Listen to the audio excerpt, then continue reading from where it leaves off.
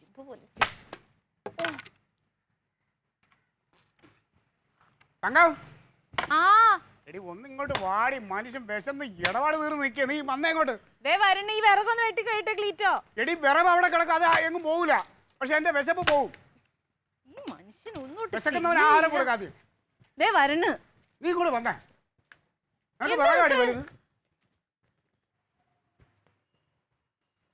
വിക്രമാദിത്യന്റെ scooter ഇല്ലാന്ന് തോന്നുന്നു.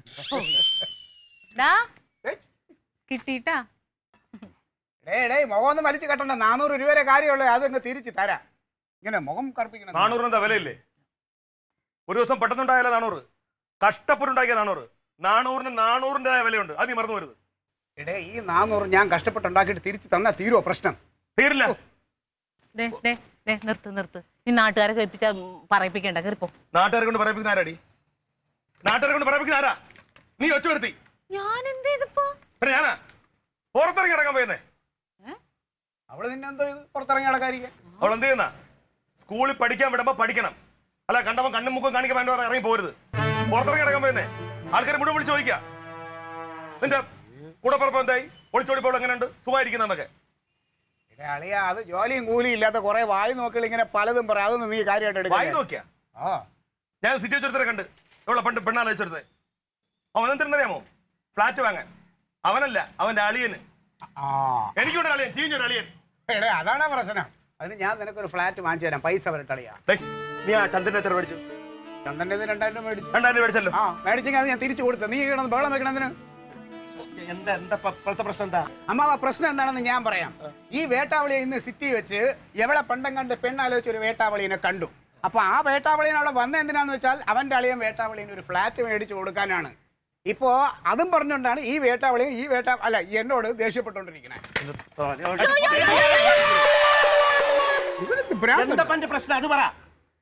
നീ അന്തസ്സുള്ളപ്പോ എനിക്ക് കഷ്ടപ്പെട്ടുണ്ടായിരുന്നോ? അവൻ ചോദിക്കാ നിന്റെ അളിയൻ എന്ത് ചെയ്യണമെന്ന്. ഞാൻ എന്ത് പറയും? കണ്ടെടുത്ത് എറിഞ്ഞ് നടക്കണെടുത്താണ് എന്റെ അളിയെന്ന് പറയണം. അന്ന് അവനെ കെട്ടിച്ചുവിടുന്നില്ല, ഒരു അന്തസ്സായിട്ട് ജീവിക്കായിരുന്നു, സുഖലോലുപനായി ജീവിക്കാം. ഒരു കാര്യം ചെയ്യ്. നീ ഇന്ന് കണ്ടില്ലേ അവൻ എവിടെയാണെന്ന് വെച്ചാൽ വിളിച്ചോണ്ട് വാ. ഞാനും കൂടെ ചേർന്ന് കൈ പിടിച്ചു തരാം, നല്ല ഇതായിട്ട് നടത്തി തരാം. നീണ്ടേ പിന്നെ അല്ലാതെ പിന്നെന്തോ ഞാൻ പറയണം. 10-15 കൊല്ലം മുമ്പ് നടന്നില്ല, അതിനിപ്പോ ദേഷ്യപ്പെടാൻ എന്താ കാര്യം? 15 30 നമുക്ക് മറക്കാം, പക്ഷെ ജനങ്ങൾ മറക്കണ്ടേ?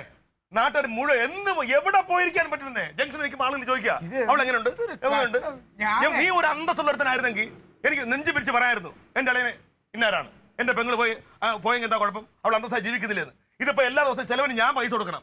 ഒരു കാര്യം ഞാൻ പറഞ്ഞേക്കാം, രണ്ടുപേരുടെ ഒരു കാര്യം പറയാം, മേലെ ഇതിനകത്ത് കയറരുത്, ഈ പടിക്കപ്പുറം വരരുത്. ഞാൻ പറഞ്ഞിട്ടുണ്ട് എല്ലാം ബന്ധം തരുന്നത്. എനിക്ക് ഇങ്ങനെ ഒരു പെങ്ങളും ഇല്ല, അളിയനും ഇല്ല.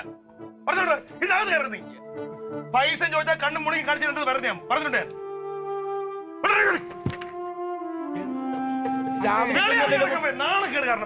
രാവിലെ തിന്നല്ലോ പറഞ്ഞത്. എനിക്കറിയാൻ വേദത്തോട് ചോദിക്കുക. ഇവനിപ്പോ വാങ്ങിച്ച 400 രൂപയാണോ പ്രശ്നം, അതാ എവളാണോ പ്രശ്നം, ഇനി ഞാൻ ഫ്ലാറ്റ് വാങ്ങിച്ചു കൊടുക്കാത്തതാണോ പ്രശ്നം? എന്താണ് ഇവന്റെ പ്രശ്നം? ഇവ എന്നെ കുറിച്ച് അങ്ങനെയൊക്കെ താറടിച്ച് പറയണ്ട. പാലായിൽ വന്ന് അന്വേഷിക്കാൻ പറയണം അമ്മാവ. എന്റെ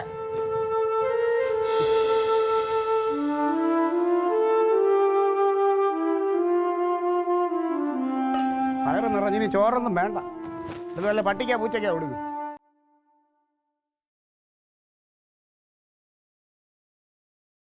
എന്ത് ഏട്ടാ, എന്തിനാ ഏട്ടാ നാത്തിനോട് ഇങ്ങനെ സ്നേഹമില്ലാതെ പെരുമാറുന്നത്? സ്നേഹലഞ്ഞിട്ടാണ് അവരോട് എനിക്ക് സ്നേഹലഞ്ഞിട്ടാണ് അങ്ങനെ എനിക്ക് തോന്നിയത്. കൊള്ളാം. പിന്നെന്തിനാ ദേഷ്യപ്പെട്ടത്? എങ്ങനെ ദേഷ്യപ്പെടായിരിക്കും? ഓരോരുത്തർ ഇപ്പോഴും ചോദിക്കുക അന്ന് ഒളിച്ചോടി പോയ പെങ്ങൾ എങ്ങനെ ഉണ്ടെന്ന്. ഇഷ്ടക്കണക്കിന് ഇറങ്ങി പോയപ്പോഴേ അന്ന് മുതൽ ഞങ്ങൾ അനുഭവിക്കുക ഈ നാണക്കേട്. അതിനിപ്പോ 10-15 വർഷമായില്ലേ? 15 വർഷമായിട്ട് നാട്ടുകാർ മറന്നില്ലല്ലോ. മറന്നാ എങ്കിൽ പിന്നെ ഇങ്ങനെ ചോദിക്കുക എന്നോട്. ഏട്ടൻ ഇപ്പൊ ഇന്ന് ആരെയാ കണ്ടത്? എൻ്റെ ഇവളെ ഇഷ്ടമുള്ള ഇതിനുണ്ടായിരുന്നു ഒരു സുധാകരൻ. അയാൾ എൻ്റെ പിറകെ ചോദിക്കായിരുന്നു പെങ്ങളെ കെട്ടിച്ചു കൊടുക്കുമെന്ന്. നല്ല ചെറുപ്പക്കാരനാ. അപ്പൊ ഞാൻ അമ്മയോടൊന്ന് പറഞ്ഞായിരുന്നു, അമ്മയ്ക്കും കുഴപ്പമില്ലായിരുന്നു. നാത്തൂനറിയായിരുന്നു ഈ കാര്യം? അവളോടൊന്നും പറഞ്ഞിട്ടില്ലായിരുന്നു. അത് അവള് അതിനുള്ള കല്യാണ പ്രായമായില്ല എന്ന് അമ്മ പറഞ്ഞു, കുറച്ചുകൂടെ കഴിയട്ടെന്ന് പറഞ്ഞു. പക്ഷെ അവളെ മനസ്സിൽ അവള് കല്യാണ പ്രായമായി നിൽക്കാനായിട്ട് നമ്മൾ അറിഞ്ഞ അതുകൊണ്ടല്ലേ ഇവനോട് ഇറങ്ങിപ്പോയത്. എന്നിട്ട് വല്ല ഗുണം പിടിച്ചാ അന്തസ്സുള്ള ഒരുത്തിനോട് ഇറങ്ങിപ്പോയി എനിക്ക് പാടുണ്ടായിരുന്നു. എനിക്ക് പറയാറുന്നില്ല എന്റെ അളിയൻ ഞാനാണ്. എന്താ കുഴപ്പം? അവൾ ഒളിച്ചു പോയി എന്താ? അവൾക്ക് ചേർന്ന ഒരാളുടെ പോയെന്ന് പറയാൻ പറ്റും. ഇപ്പൊ എനിക്ക് എങ്ങനെ പറയാൻ പറ്റൂടി? നമ്മുടെ മനസ്സിൽ എന്തെല്ലാം സ്വപ്നം ഉണ്ടായിരുന്നു? ഒരുമിച്ച് കടിച്ച് വളരുമ്പോഴും അവളൊരു നല്ല നിലയിലെത്തുന്നുണ്ടായിരുന്നുള്ളൂ. പക്ഷെ അവൾ ഈ പാവിയിലൂടെ ഇറങ്ങിപ്പോയിട്ട് എന്നാ അവൻ ജോലിക്ക് പോയാൽ മതിയായിരുന്നില്ലടി. കുനിഞ്ഞൊരു കുപ്പ എടുക്കൂല. ഇപ്പോഴും ചിലവർ ഞാൻ കൊടുക്കണം. തകളിക്കൊരു ആവശ്യം ഞാൻ കൊടുക്കണം. അവൾക്കൊരു ആവശ്യം ഞാൻ കൊടുക്കണം. ഒരു പുതിയ സാരി വേണമെങ്കിൽ ഞാൻ മേടിച്ചു കൊടുക്കണം. ക്ലീറ്റോച്ചന്റെ സ്വഭാവം ഇങ്ങനെ പോയി എന്ത് ചെയ്യാനാ? അതുകൊണ്ടാ പറഞ്ഞത്. അങ്ങനെയുള്ള ഒരുത്തിനോടല്ലേ പോയത്. എന്തെങ്കിലും ഒരു ദിവസമെങ്കിലും അവൾ എന്റെ മുമ്പ് ഒന്ന് കൈനീട്ടായിരിക്കണേ എന്നാണ് ഞാൻ എന്നും പ്രാർത്ഥിക്കുന്നത്. പക്ഷേ എന്തിനാ വിഷമിക്കാതിരിക്കേ. വിഷമിക്കല്ലേ. ചോറെടുത്തേക്കട്ടെ. എനിക്ക് വേണ്ടേ. പിന്നെ ഇങ്ങനെ ഇരിക്കല്ലേ, വന്ന് ഊണ് കഴിക്കുക. നീ പോയി കഴിച്ചോ? എനിക്ക് വേണ്ടത് ഞാൻ എടുത്ത് വെക്കുക. വാ.